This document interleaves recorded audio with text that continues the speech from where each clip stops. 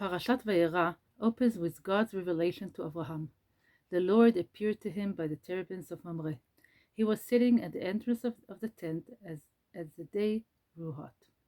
Rashi, following the Talmud in Tractate Sotah, explains that God came to visit Abraham, who was recovering from having been circumcised.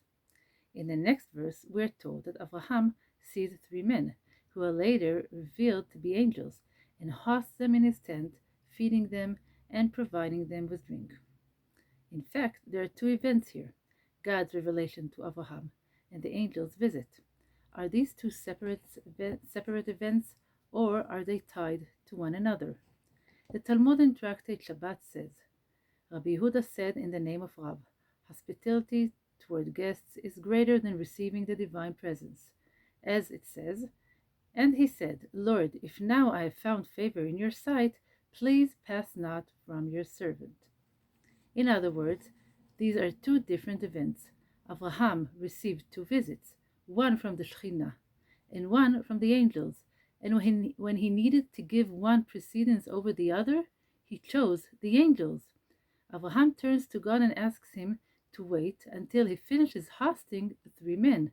How can one explain this choice?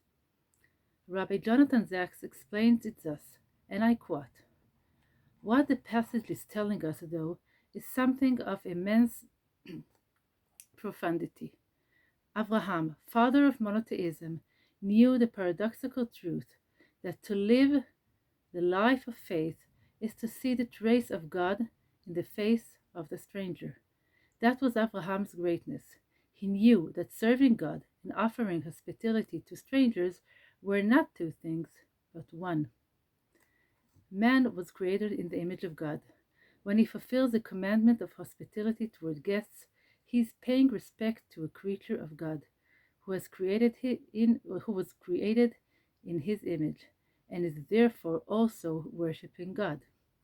This is why Abraham dares to ask God to wait until he has finished hosting the men who visit him. In closing, we would look at two works of art that present this idea from a different perspective. When Abraham first sees the angels, he says he saw three men standing above him. They stand over him. They are taller than him. The Jewish painter Abel Pan described the scene in light of this. Abraham is at the center of the painting, bowing down. Across from him, we see the shadows of the angels who stand in front of Abraham. The leftmost one holds a long staff in his hand.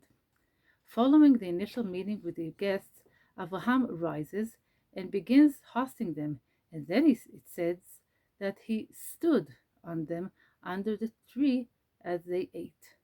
Now the situation is reversed. The angels sit, and Abraham stands. The artist Meir Ben-Ori described the scene in a painting that emphasizes Abraham's figure in the center of the painting, as opposed to the angels who sit under the tree and whose figures almost blend into the depiction of the tree. When Abraham fulfills his commandment to host guests, he becomes taller even than the angels. We are undergoing difficult days and weeks. We are in the midst of a difficult war after having witnessed the complete and utter evilness of our enemies revealed to us. We believe against the We are undergoing difficult days and weeks. We are in the midst of a difficult war after having witnessed the complete and utter evilness of our enemies revealed to us. We believe against the unprecedented moral low point we witnessed in the events of Simchat Torah, that each person was created in the image of God, and the extent that hospitality towards guests is greater even than receiving the divine presence. In these difficult days, we believe firmly that light will conquer darkness and good will conquer evil. Shabbat Shalom.